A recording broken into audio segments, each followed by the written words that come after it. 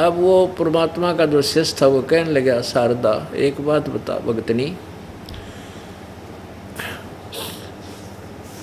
मैं कितना दुखी था, मेरे जितना दुखी संसार में कोई नहीं था, और मैंने आत्महत्या करने की सोच ली थी सपरिवार। एक ऐसे ही परमात्मा के भगत ने आकर मुझे बताया कि आप हमारे गुरुजी के पास चलो। मुझे भी ऐसे धक्का सा लगा था कि मैं ब्राह्मण नकली और एक दानव के पैर पकड़ूंगा। फिर उस भगत ने बताया कि भगवान, आप मानते हो परमात्मा किसी भी रूप में कहीं भी आ सकता है, और आपको ये पता लग जाए कि ये दानक जो है ये भगवान है, तो आप क्या करोगे? कहने लगे भगवान है तो हम अवश्य जाएंगे, लेकिन दानक भगवान नहीं, दुल्हा भगवान नहीं हो सकता। मैंने भी बहुत वाद विवाद किया था और मरा पड़ा था, सारे दुख ऊपर थे, लेकिन फिर भी इस मान बढ़ाई, इस ब्राह्मणपण ने मेरे को कति आकड़ बना रखा था। मेरे सामने कोई विकल्प नहीं रहा मृत्यु के अतिरिक्त। तब मैंने उस भगत की बात को स्वीकार किया और परमेश्वर कबीर जी के चरणों में गया। उसी दिन से मुझे राहत मिलनी प्रारंभ हुई, और मेरे रिश्तेदार ये ब्राह्मण जिनको तू अपना मानती है, ये के कहेंगे, इन्होंने मुझे 10 पैसे 10 रुपये देना बंद कर दिया था। रिश्तेदार भी मुंह मोड़ कर बैठ जाते थे, दूर से देखते उसकी शक्ल बदल जाती थी कि यो कंगाल आ गया, 10 रुपया ने सेध देगा, पैसे मांगन आया होगा। और आज मेरी वो स्थिति है कि वो रिश्तेदार मेरे से मांगने आ रहे हैं, और मैं सहर्ष उनको बगैर ब्याज के देता हूँ। मैं तो ब्याज से भी लेने जाता था तो भी नहीं देते थे। और मैं आपसे विनम्र प्रार्थना करता हूँ, क्योंकि आप हमारी नाती हो, आप जन्म बर्बाद मत करें। आज तू ब्राह्मणी है, कल न के बेरा कौन सी जूनी में जाएगी, गधी बनेगी, कुतिया बनेगी, फिर ये ब्राह्मण तेरी जाति यहीं दरिद्र ही रह जाएगी। ऐसे करड़े करड़े वचन और सत्य वचन बताकर वो उठ कर चल पड़ा कि मैं तो तेरा पानी भी ना पीऊँ, तो तू इतनी नफरत करती है भगवान से। उठ कर आ गया। अब फिर शारदा ने सोची, भाई बात तो कुछ न कुछ है, क्योंकि और भी परमात्मा भेजता रहता अपने संदेशवाहक, अपना संदेश भिजवाता अपनी आत्माओं के पास। एक दो ने और ऐसा ही कहा, तो शारदा ने सोची कि अब के अगर आसपास, मेरे घर के आसपास कोई सत्संग होगा तो मैं परीक्षार्थ जाऊंगी, अपने मुंह पर घूंघट काट कर जाऊंगी, कोई पहचान ना ले कि मैं बामणी हूँ। क्योंकि कबीर परमात्मा के पास तो अधिकतर जुलाहे लोग या अन्य छोटे मोटे जो गरीब से व्यक्ति होते थे, दूसरी जाति वाले, वह भी आते थे। तो उसने सोचा कि मैं अपना ऐसा वेशभूषा बनाकर जाऊंगी, मुझे पहचान ना ले कोई कि ब्राह्मणी आ गई। और यदि कबीर जी ने मेरे सिर पे हाथ रखा और मैं स्वस्थ होगी, मुझे राहत मिल गई, तो मैं शरण पकड़ लूँगी, समाज न नहीं देखूंगी। अब परमात्मा कहते हैं, सो छल छिद्र मैं करूँ अपने जन के काज, अरण्यक सिपू जो मार दूँ नरसिंह धर लूँ साज। तो उस परमात्मा का संदेशा मिला शारदा को। क्या मिला कि शारदा आज यहाँ एक कबीर नाम का संत आ रहा है और वो सत्संग करेगा, चल लगी सत्संग में। अब उसके तो कान खड़े हो गए। उसको तो कह दिया कि ना हम ना जाया करा दानका के सत्संग में, हम तो ब्राह्मण हैं। फिर उसने क्या किया कि अपना वेशभूषा बदली, घूंघट काटा, मुंह पर पल्ला डाला। पहले पर्दा रिवाज थी, घूंघट की रिवाज थी तक सभी का। और जहाँ परमात्मा एक आसन पर बैठे थे तख्त पर, और वहाँ उसमें लाइट बिजली नहीं थी, जोत जलाया करते देसी घी की जैसे हम जलाते खड़ी अमर जोत, उससे रोशनी भी होती थी रात्रि के समय, और एक ये हवन का काम भी करती है। ऐसी उस ज्योति का टिमटिमाता चांदना था, रोशनी थी। और सभी भक्त आकर के परमात्मा कबीर जी से आशीर्वाद पा करके अपने अपने स्थान ग्रहण करके सत्संग सुनने के लिए विराजमान हो रहे थे। वह शारदा भी भेष बदल कर आएगी और मुंह पर पल्ला डाल ही रखा था। ज्यों ही आकर के परमात्मा कबीर जी के चरणों में शीश रखा, जैसे अन्य बहन बेटियां भाई रख रहे थे, और परमात्मा ने उसके सिर पे हाथ रख कर कहा कि हे शारदा पंडितानी, आज दानक के पास क्यों कराएगी तू। अब जो ही उस परमेश्वर ने उसके हाथ रखा सिर पे, उसका वो दर्द दूर हो गया, वो दुख निकत्ती खत्म हो गया, जैसे था ही नहीं। एकदम इतना हल्का पुल्का शरीर हो गया। और ऊपर से परमात्मा ने चोट मार दी कि तू पंडितानी होकर और एक दानक के पास चरण छूना आएगी, तने क्या कहेगी दुनिया। परमात्मा ने पहचान ली तो और शर्मिंदा होगी कि सचमुच ये अंतर्यामी भी है, और दुख दूर हो गया। वहीं चरण पकड़ दिए और अपने अपशब्दों की बहुत ही याचना की, अक्षमा याचना की, प्रायश्चित किया कि परमात्मा मुझे नहीं मालूम था आप सचमुच भगवान आए हो। कहते हैं जिसका जिससे दुख दूर हो जाए उसके लिए वो परमात्मा तुल्य हो जाता है। और जब ये दुख किसी से निवारण हो ही नहीं रहा था, भगवान बिना सभी कहे थे इसको तो ये तुम्हारे प्रारब्ध में है, ये तो कट ही नहीं सकता, और वो काट दिया तो वो के था, भगवान था। वो भगवान है, था और रहेगा, कबीर परमेश्वर। अब फिर बैठ गई वह शांति, तो सत्संग सुना, और फिर परमात्मा ने उस प्यारी आत्मा को सभी को सत्संग सुनाया। भाई और बात तेरे काम न आवे, तू संतों शरण लाग रे। के सोवे गफलत में बंदे, जाग जाग नर जाग रे, जाग जाग नर जाग रे। और बात तेरे तो संतों शरण लाग रे। के सोवे गफलत में बंदे, जाग जाग नर जाग रे, जाग जाग नर जाग रे। इस तन सराय में जीव मुसाफिर, करता रहे दिमाग रे। तन सराय में जीव मुसाफिर, करता रहे दिमाग रे। रात बसेरा कर ले डेरा, चले सवेरा त्याग रे, चले सवेरा त्याग रे। और बात तेरे काम न आवे, संतों शरण लाग रे। के सोवे गफलत में बंदे, जाग जाग नर जाग रे, जाग जाग नर जाग रे। उमदा चोला बण्या अनमोला, ये लगे दाग पे दाग रे। उमदा चोला बण्या अनमोला, लगे दाग पे दाग रे। 2 दिन की गुजरान जगत में, क्यों जले बिरानी आग रे, क्यों जले बिरानी आग रे। और बात तेरे काम न आवे, तू संतों शरण लाग रे। के सोवे गफलत में बंदे, जाग जाग नर जाग रे, जाग जाग नर जाग रे। कुबद का चढ़ी चढ़री चित पे, तू होया मनुष्य से नाग रे। कुबद का चढ़ी चढ़री चित पे, तू होया मनुष्य से नाग रे। सूझे नहीं सजन सुख सागर, बिना प्रेम बैराग रे, बिना प्रेम बैराग रे। और बात तेरे काम न आवे, संतों शरण लाग रे। के सोवे गफलत में बंदे, जाग जाग नर जाग रे, जाग जाग नर जाग रे। और सुमरे सो हंस कवावे, यो कामी क्रोधी काग रे। और सुमरे सो हंस कवावे, कामी क्रोधी काग रे।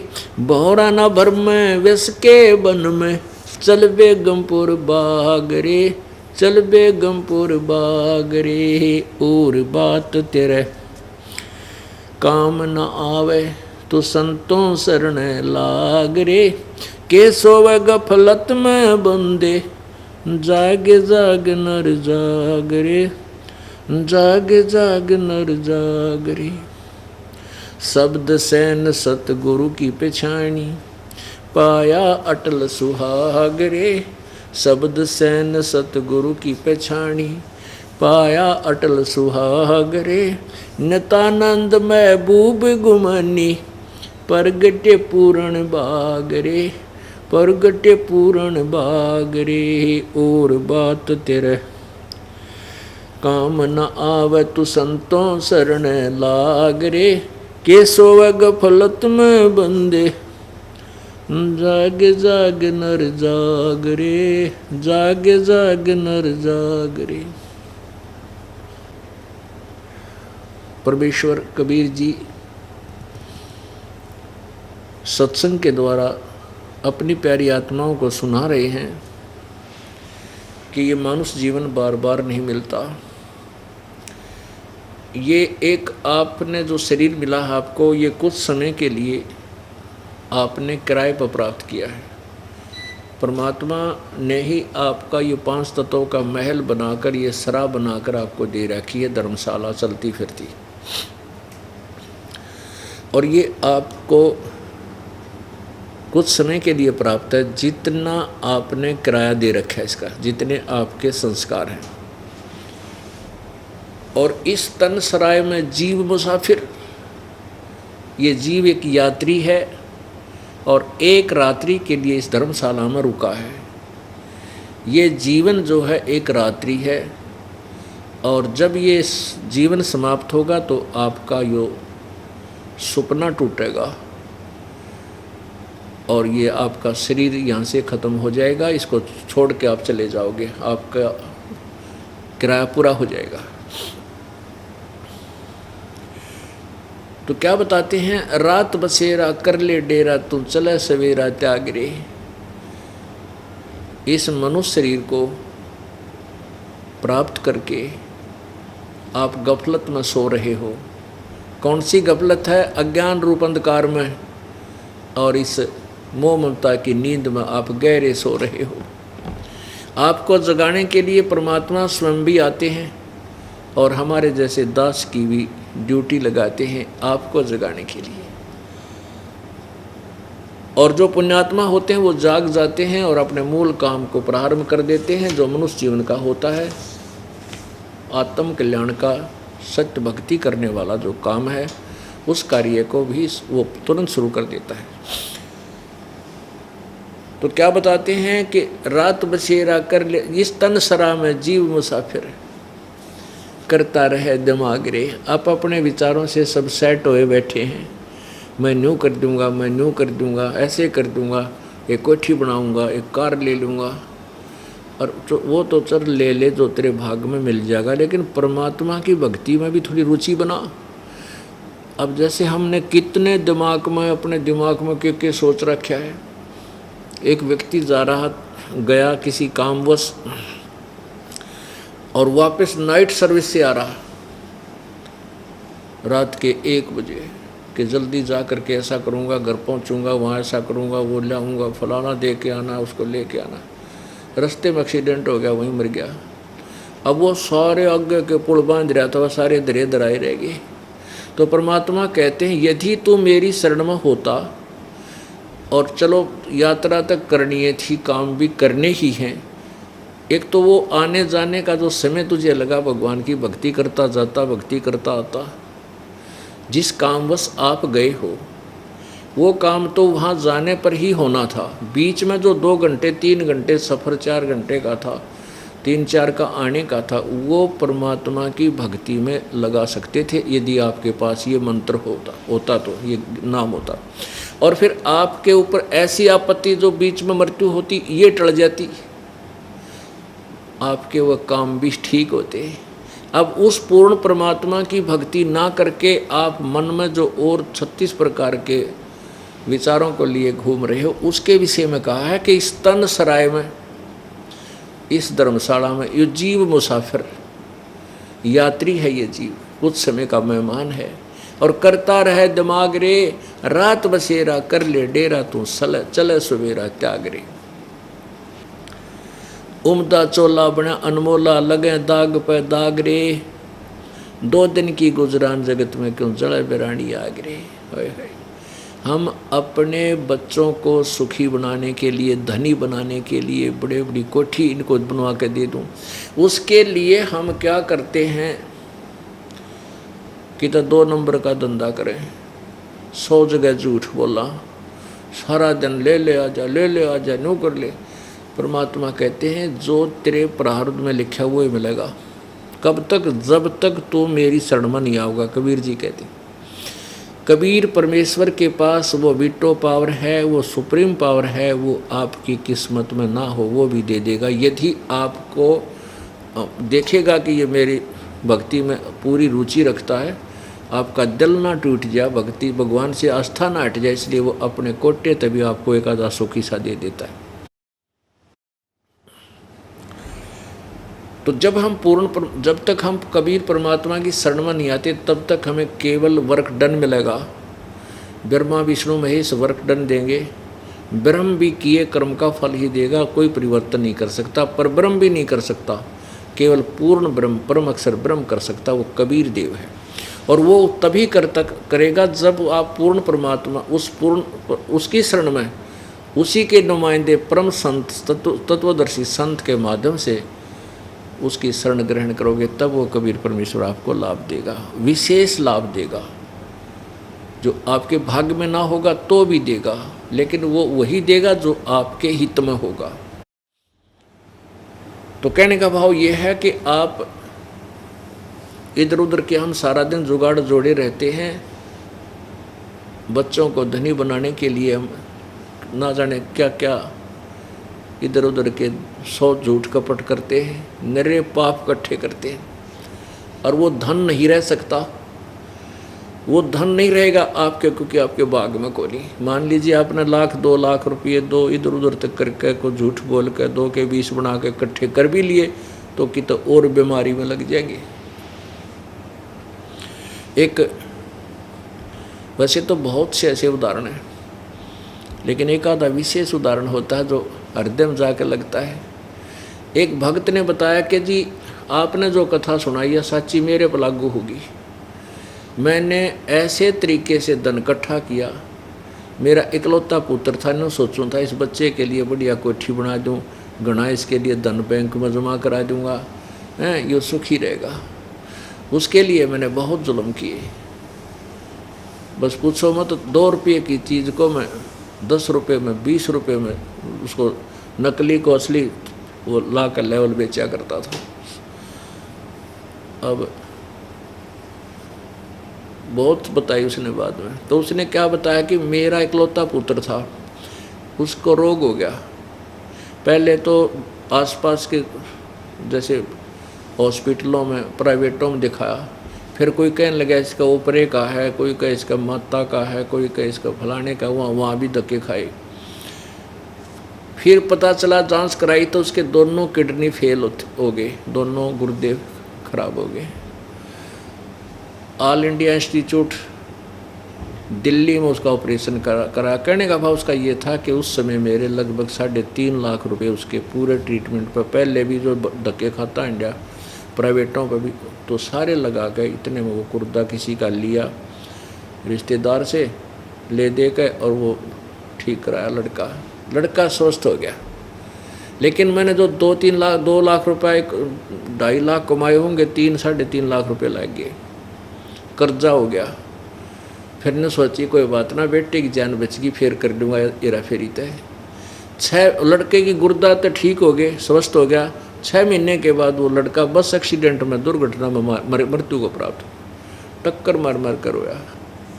अब चाट ले उस धन ने और सिर पर धर ले वो कोठी ने जो बनाना चाहा था, जिसके लिए वो ना रहा। तो वो पाप न्यों के न्यों रह गए तेरे ऊपर।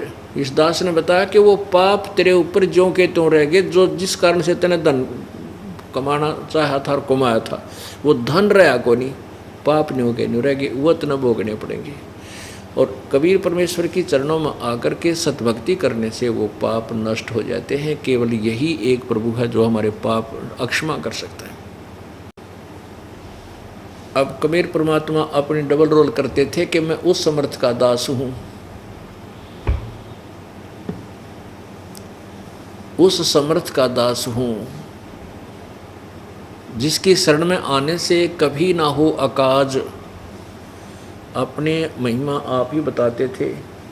तो इस प्रकार 5-4 सत्संग लगातार अटेंड किए उस शारदा ने। वो परिपक्व होगी, पूरी सृष्टि रचना सुनी और ब्रह्मा विष्णु महेश की सतिथि से परिचित होगी। तो एक बार उस सर्वानंद जी ने क्या किया, सर्वानंद जी ने सोचा कि मैंने सभी ब्राह्मणों को पराजित कर दिया है, ऋषि महर्षियों को, क्यों ना मैं अपना नाम सर्वाजीत रख लूँ कि सभी मुझे एक ही बार देख लें, मेरे नाम से ही परिचित हो जाएं कि ये है वो सर्वाजीत जिसने सबको जीत लिया। ये विचार करके उसने अपनी माता शारदा जी से कहा कि माता जी आप मेरा नाम सर्वाजीत रख दो। माता ने कहा बेटा सर्वानंद कौन सा बुरा नाम है, ये भी तो बहुत अच्छा नाम है। कि माता जी ऐसे है ना, मैंने सभी विद्वानों को, महर्षियों को, गुरुओं को, ब्राह्मणों को, सबको पराजित कर दिया और मैं सबसे विजयी हो चुका हूँ, इसलिए मैं सर्वजीत नाम रखवाना चाहता हूँ ताकि मेरे नाम के सुनते ही सब ने पता लग जाए कि आ गया सर्वजीत जिसने सब विद्वानों को पराजित कर दिया। तो माई ने बोली बेटा एक विद्वान को और पराजित कर दे, फिर मैं अपने बेटे का नाम सर्वजीत रख दूंगी। तो सर्वानंद ने पूछा कौन है माता, बता मुझे जल्दी। कि मेरे गुरुजी है ना कबीर जी। अब परमात्मा का जब नाम लिया शारदा ने तो उसको पता चला था कि सर्वानंद को, और वो कहा करता माँ तने तो जो है ना हमारी इज्जत माटी में मिला दी, कहाँ फंस गई, कि चलेगी तो क्या कहेगी दुनिया। तो वो तो कह दिया करती बेटा जिसका लगा वो जाने, मन मुझे मालूम है मेरे साथ जो बीत रही थी और मैं सुखी हुई। चल माँ को से ज़्यादा विवाद उसने इस विषय में नहीं किया था। फिर जब उसने कहा कि तू उस मेरे गुरुदेव को पराजित कर दे कबीर जी को, तब मैं मान जाऊंगी तुझे और फिर मैं तेरा नाम सर्वाजीत रख दूंगी। ना तो तेरी माँ तेरा सर्वाजीत नाम कभी नहीं रखे। तो कहने लगा माँ आप भी अच्छी बात करती हो, किसका नाम लिया, अनपढ़ अशिक्षित, उसको तो 1 मिनट में अभी पराजित करके अभी गया अभी आया। माता ने कहा बेटा ऐसे नहीं मानूंगी, कुछ प्रमाण जाइए लिखवा के कि वो हार गए पक्का। अब पूरे एक बैल के ऊपर वो रखा करता, पूरा थैला डाल के गधे की तरह, और सारे शास्त्र रख कर चल पड़ा। कहाँ, जहाँ कबीर परमेश्वर जुलाहों की कॉलोनी में रहते थे, दानकों की कॉलोनी में। अब परमात्मा कबीर जी ने एक शेख तकी नाम का धार्मिक पीर था, सिकंदर लोधी राजा दिल्ली के बादशाह का, उसकी एक फड़क निकालने के लिए उस शेख तकी की लड़की मर चुकी थी, कब्र में दबा रखी थी उस शरीर, उस लड़की को जीवित किया था और वो उस लड़की को अपनी बेटी के रूप में रखा था। वो उसका नाम कमाली रखा। तो वो कमाली 16-17 साल की, 18 वर्ष की लड़की हो रही थी, 15-16 वर्ष की, और वो पानी जल लेने के लिए, जल भरने के लिए कुएं पर गई हुई थी। दोपहर का समय, 12 बजे, जून का महीना। वो पानी जल लेने गई हुई थी कुएं से। उधर से सर्वानंद जी वहाँ पहुँच गए, उस रास्ते आ रहे थे और रास्ते में वो कुआं था।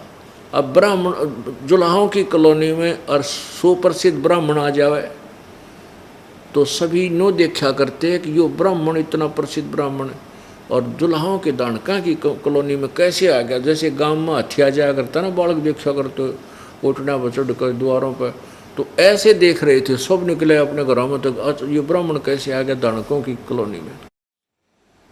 अब उसने देखा प्यास इतनी ज़बरदस्त लगाई उस सर्वानंद को, अगर 10 मिनट पानी ना जल ना मिल रहा है तो उसकी मृत्यु हो जाए, प्राण निकल जाए। और सामने वाली लड़की पानी निकाल रही थी बाल्टी से, अपने मटके में डाल रही थी गड्ढे में। अब सर्वानंद ने कहा, बेटी जल्दी जल पिला, प्राण निकलने को हो रहे। तो लड़की ने वह बाल्टी यूँ की यूँ डाल दी। सर्वानंद ने जल पीना प्रारंभ कर दिया, पी लिया। जब उसका पेट भर गया ना, जब उसने देखा ये तो दानका का कुआं है, जुलाहों का, कोई देख तो नहीं रहा तुझे। वो देखा चारों तरफ दुल्हाए खड़े देखे। अपनी इज्जत को सुरक्षित रखने के लिए लड़की पर डांट लगाता है, ये लड़की ये किसका, कौन सी जाति का कुआं है। लड़की बोली, जी जुलाहों की कॉलोनी में कौन सी जाति का कुआं हो सकता है, जुलाहों का ही है। तो कहने लगा, तने पहले क्यों नहीं बताया जुलाहों का कुआं है। लड़की बोली, तेरा पेट भर गया जहाँ, तो इसलिए बात आ गई। इतना ब्राह्मण, जब तक तेरी आँख निकलने वाली थी, मृत्यु को प्राप्त होने वाला था, तूने पहले क्यों ना पूछा कि इसका कुआं है। पानी पीने से पहले पूछना चाहिए था। हैं, अब तेरा पेट भर गया, बकवाद भागी तने बोला, छोरी लड़की घड़ी ना बोला है, न्यों बता वो कबीर का घर कहाँ है। वह बोली, आ जाओ, मेरे पिताजी हैं। मुँह बोले पिताजी थे और मैं उन्हीं की लड़की हूँ, आ जाओ, मेरे साथ साथ आ जाओ, घर बता दूँगी। वह लड़की जल्दी जल्दी चल गई, आगे पहुँच गई, जाकर कहने लगी, पिताजी, परमेश्वर कबीर जी को मुँह बोले पिताजी थे कि एक ब्राह्मण आ रहा है और बैल के ऊपर घने वो धर रहा है किताब है, और लगता है आपके साथ कोई वाद विवाद करने आया, आपको पूछ रहा है। परमात्मा बोला, बेटी कोई बात नहीं, आने दे। तो इतने में वह लड़की मटका अंदर रख के पानी का घड़ा वापस आई देखने के लिए, कहाँ से आ गया, तो सामने पहुँच गया इतना सर्वानंद बैल समेत। लड़की ने कहा, आ जाओ ब्राह्मण जी, यही हमारा घर, मेरे पिताजी अंदर बैठे। तो सर्वानंद अंदर नहीं गया, कहने लगा, लड़की इधर आ अकेले। उसने क्या किया कि एक लोटा पानी ला, वह लोटा भर लाई पानी का, कि मेरे इस पात्र में डाल दे, मेरे लोटे में। अब उसने लड़की ने पात्र में डाल दिया, कहने लगा, भर दे फुल। कति फुल भरवा लिया, ऊपर का उतरना हो गया। उसमें कोई सुई भी डाल दे तो भी पानी बाहर निकल जाए, इतना भरवा लिया। और कहा कि जाए कबीर को ये मेरा पात्र ले जाकर दे दे, और इसका जो उत्तर दे मुझे बतावे।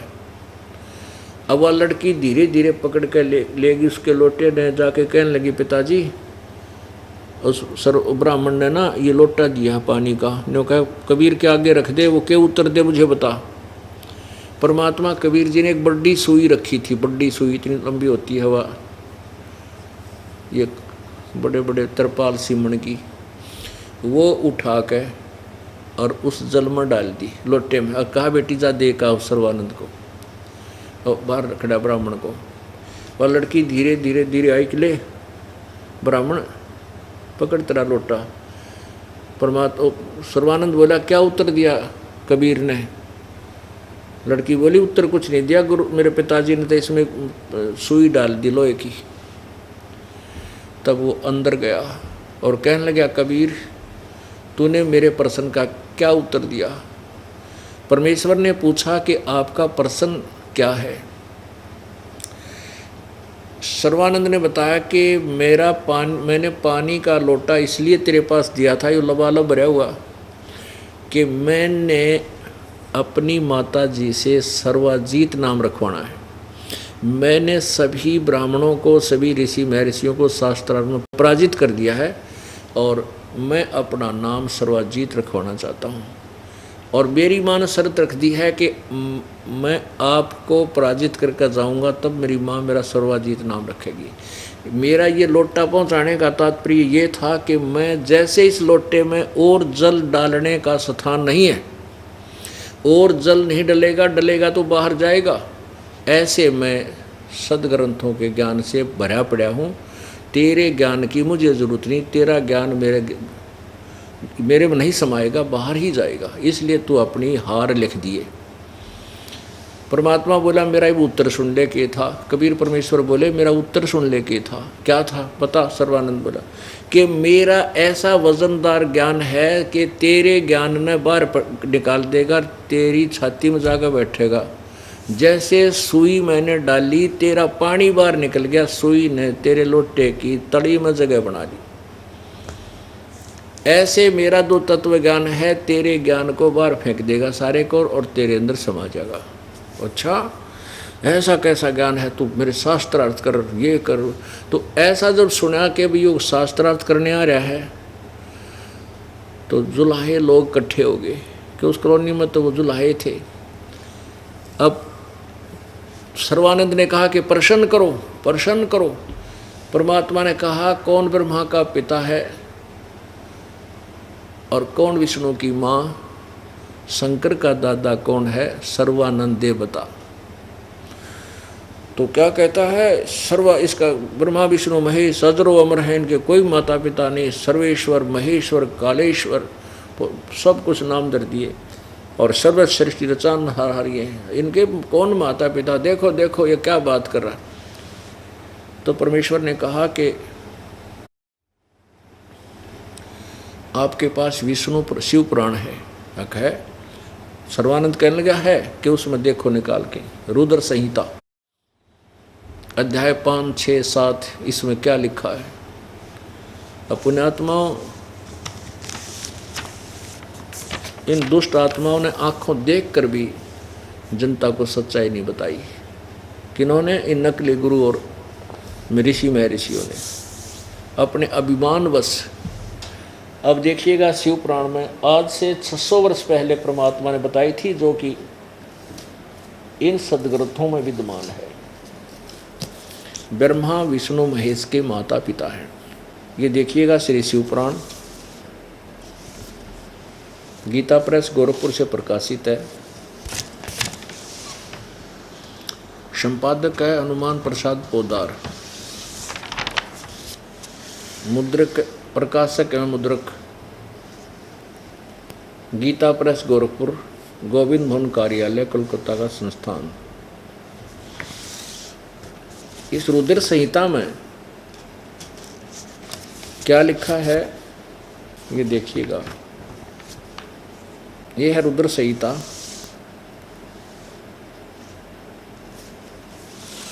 अध्याय 5 या समाप्त हुआ, 6 से 6 प्रारंभ होता है 99 पृष्ठ पे, 99 पृष्ठ पे।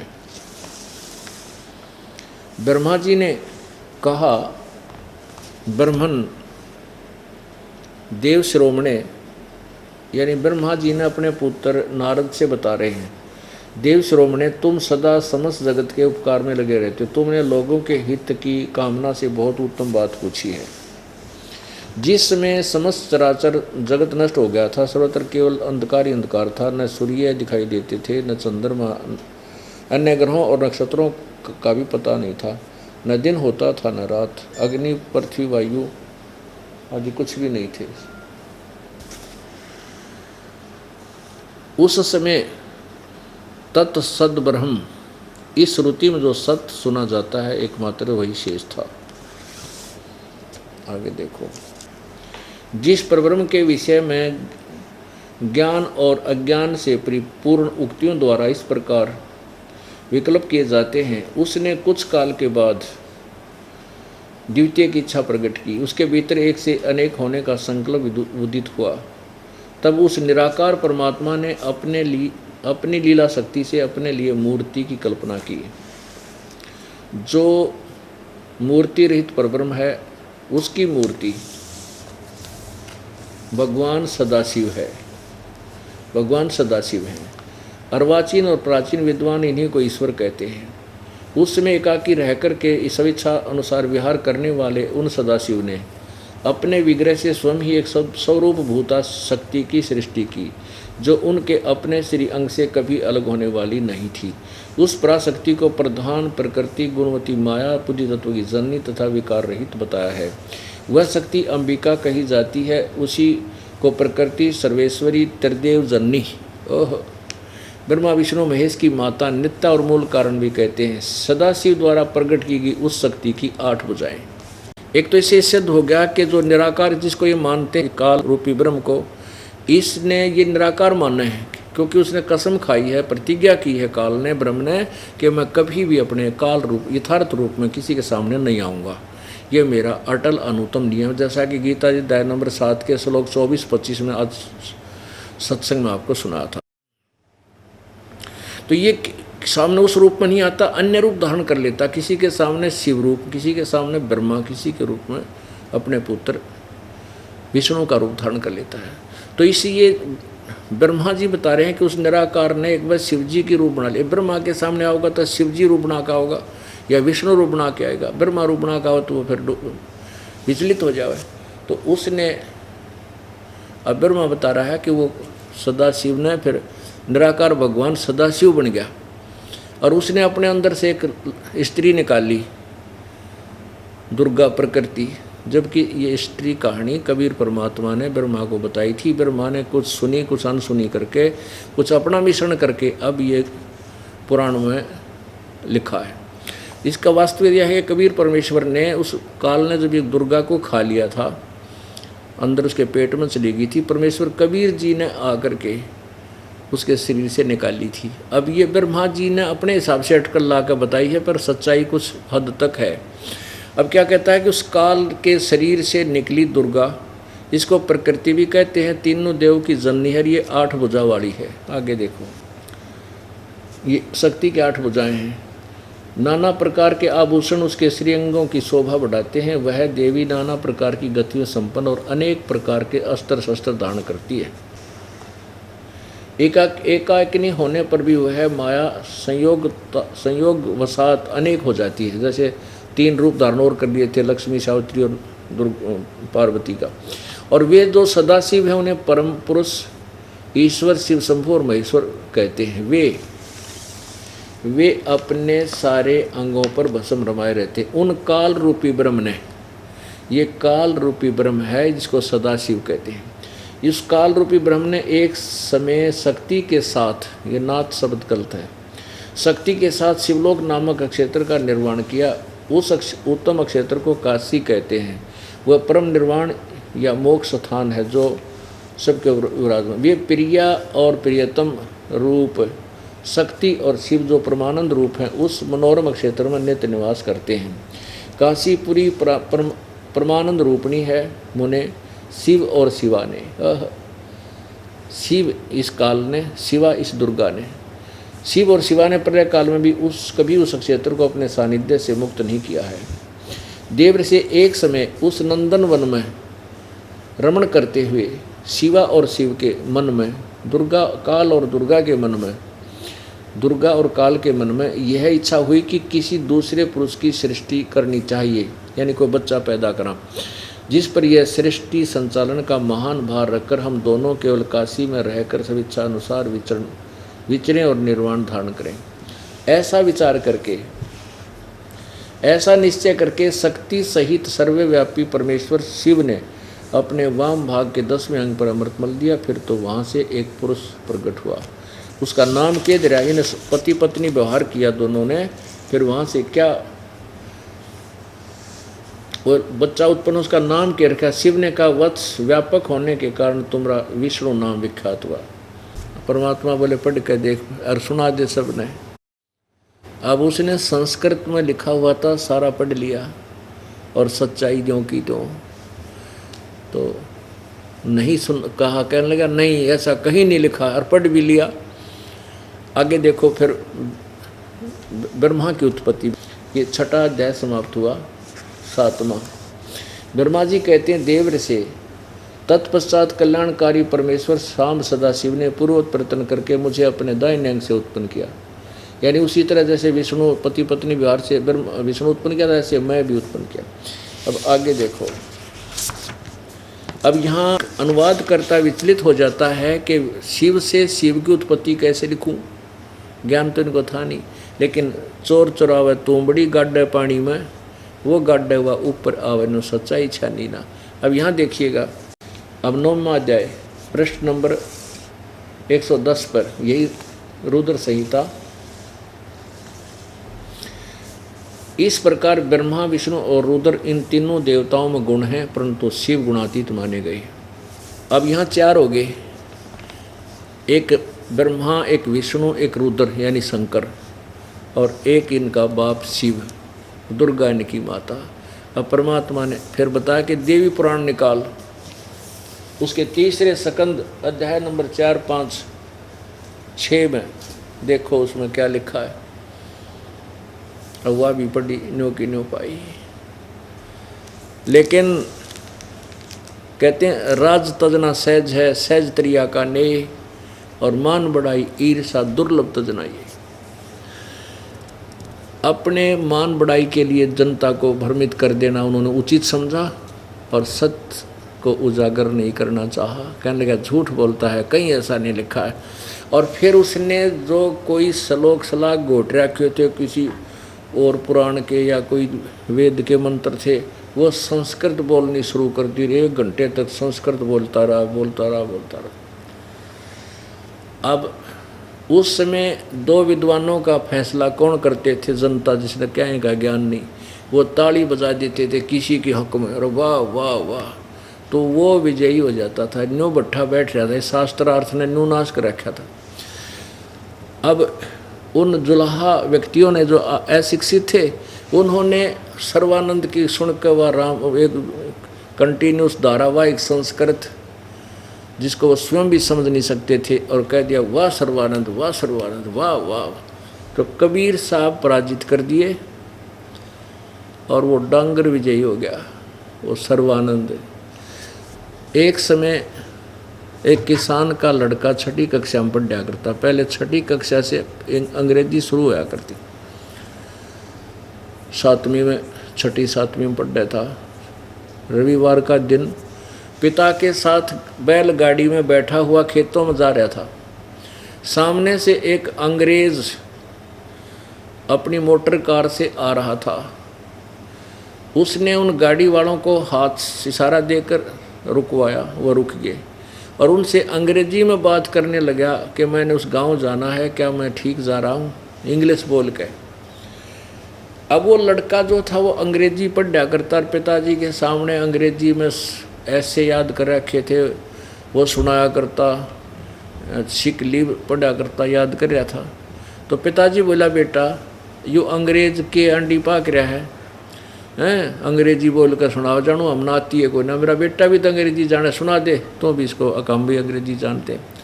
तो उस लड़के ने सिक लीव सुना दी, छुट्टी के लिए प्रार्थना पत्र इन इंग्लिश।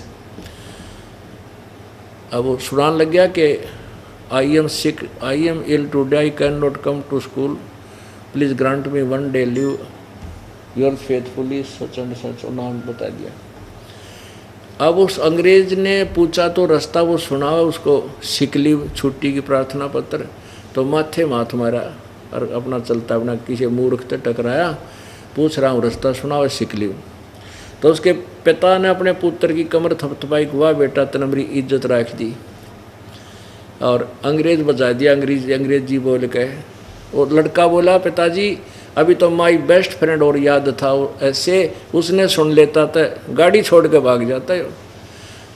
तो ये इसे परमात्मा पूछ रहा है कि इसमें क्या लिखा है, पढ़ के सुना, ब्रह्मा विष्णु महेश के माता पिता कौन है, और फिर वो तो सुनाया नहीं और बकवाद सुनाने लग गया और उससे विजयी हो गया। तो पुण्यात्माओं ऐसी यह बात बिगड़ रही थी अभी तक। तो परमेश्वर बोला भाई ठीक है आप जीत गए, मैं हार गया। कबीर जी बोले और ठीक है जा तो अपने घर में। सर्वानंद कहने लगा ऐसे नहीं जाऊंगा, मैं लिखवा के लेके जाऊंगा, मेरी माँ ने कहा है। अगर लिख ले भाई, मैं तो अनपढ़ हूँ, अशिक्षित हूँ, आप लिख लो, मैं अंगूठा ला दूंगा। उन्होंने लिख लिया कि शास्त्रार्थ में सर्वानंद विजयी हुआ और कबीर जी पराजित हो गए। अंगूठा ला दिया और ले आया।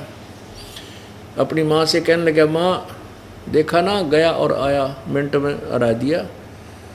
उसकी माँ बोली बेटा कुछ प्रूफ लाया, तू प्रमाण दिखा मुझे। कहने लगा हाँ माता प्रमाण लाया हूँ, कागज़। कहने लगे पढ़ के सुना बेटा।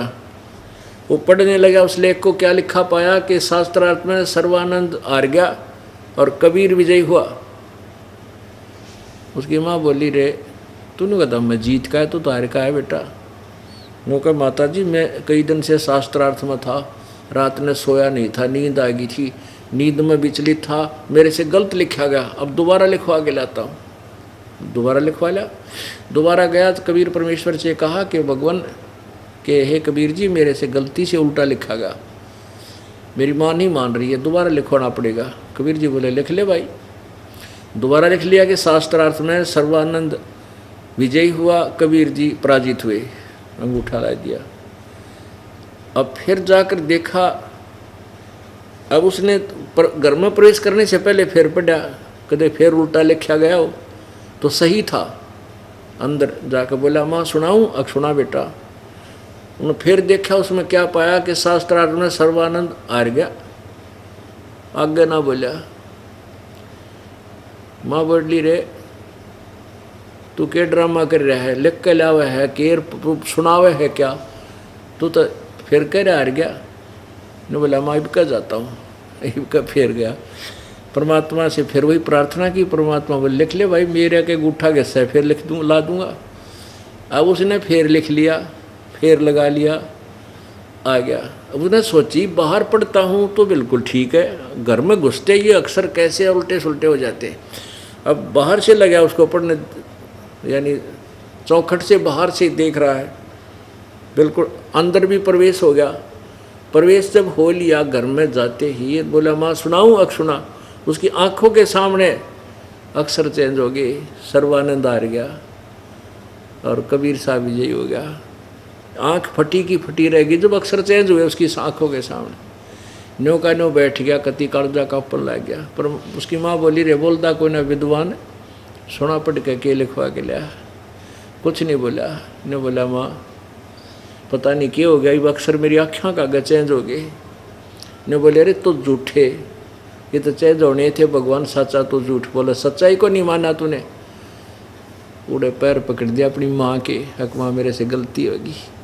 वो तो सचमुच भगवान पढ़े, अनपढ़ होकर के सारे सदग्रंथों को उंगलियों पर रट रखा है, और मैं अभिमान वश नहीं मान सका।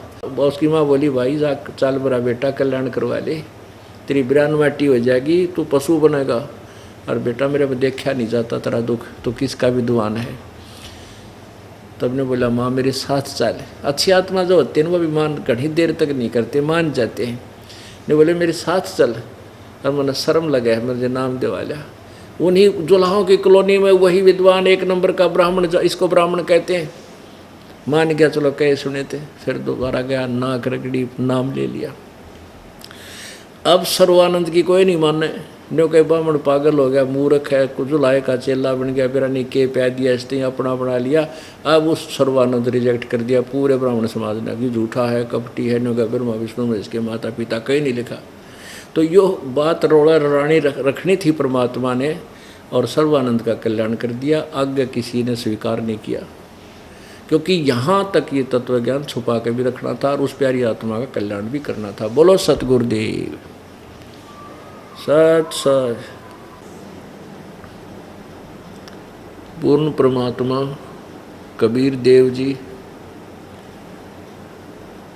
सर्वश्रेष्ठी रचनहार अपने यथार्थ ज्ञान को प्रदान करने के लिए इस काल के लोक में समय समय पर प्रकट होते रहते हैं। काल भगवान ने सर्व सदग्रंथों के विपरीत ज्ञान पूरे मानव समाज में फैला दिया गया है। उस अज्ञान को समाप्त करने के लिए परमेश्वर स्वयं आते हैं। वे परमात्मा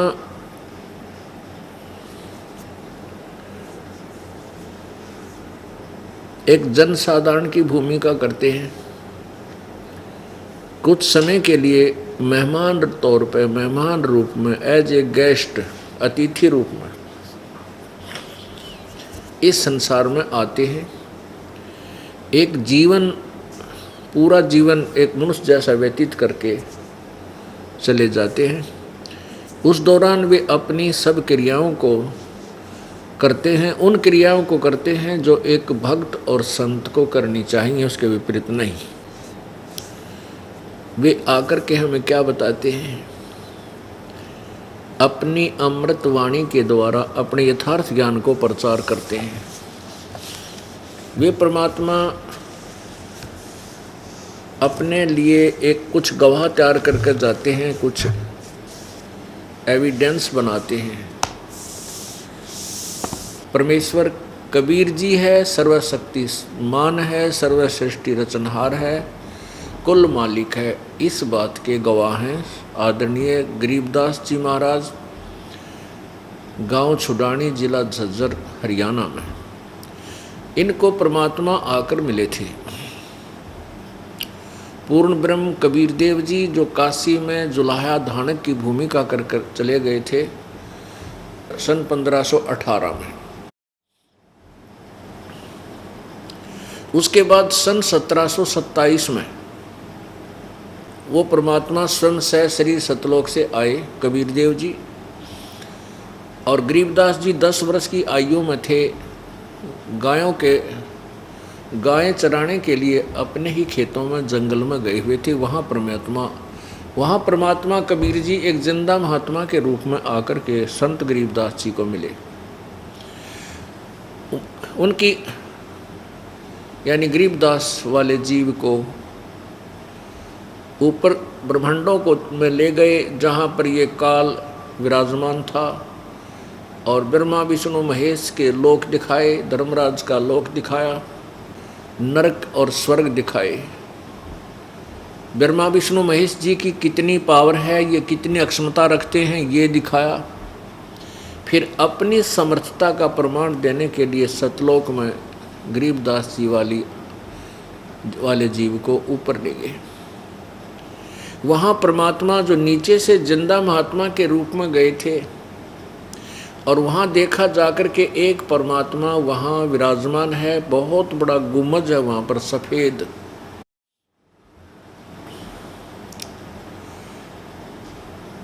जैसे मंदिर नुमा होते हैं, मंदिर का जो छोटा सा बना देते हैं, वो गुम्बद होता है, ऊपर से गोल टाइप होता है, ज़्यादा लंबी चोटी नहीं है उसकी।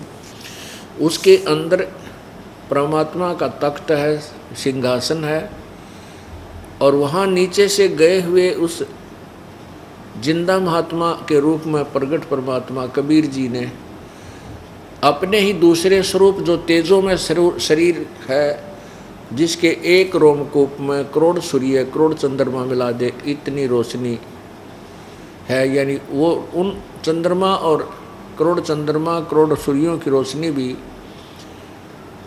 फीकी रह जावे, इतना एक रोमकूप का प्रकाश है परमेश्वर कबीर देव का, अर्थात सत्य पुरुष का।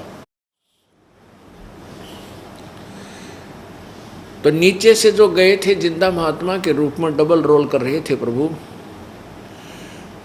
वहां जाकर के चंवर जो परमात्मा के वहां चंवर रखा था, उस चंवर को उठाकर के सत्कार करने के लिए अपने ही दूसरे स्वरूप जो तेजो में स्वरूप के ऊपर चंवर करने लग गए।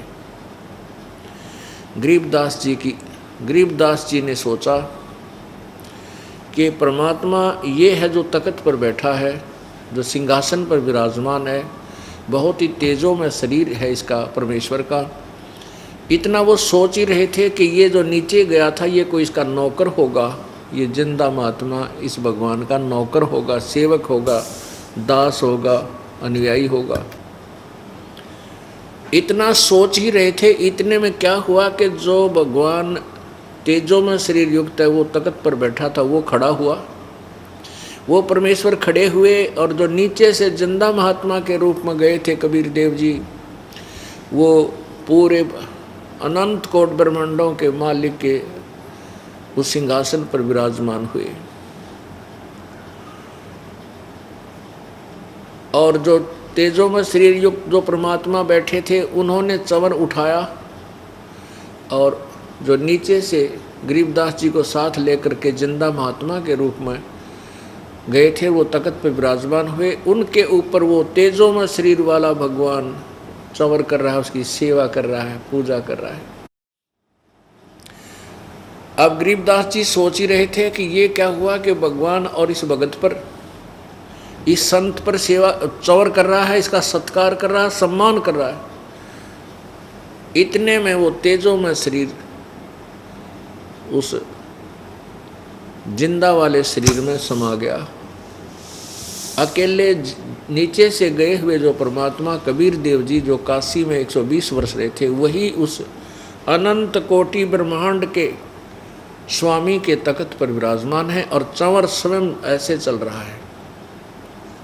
अब गरीबदास जी असमंजस में पड़ गए कि भाई भगवान तो यही भगवान है, यही परमेश्वर है जो नीचे से तुझे लेकर गया था, सचमुच ये परमात्मा है। और ये काशी में परमेश्वर ने बताया कि मैं 120 वर्ष बनारस में गया था और वहाँ मैंने इस तत्व ज्ञान का प्रसार किया था।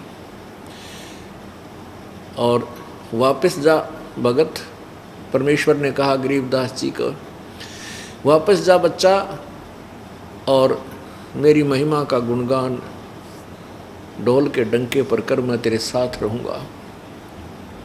वहाँ जाने के बाद गरीबदास जी ने भी कहा कि प्रभु मुझे वापस ना भेजो, वहाँ तो बहुत बुरा लोक है। ओए होए,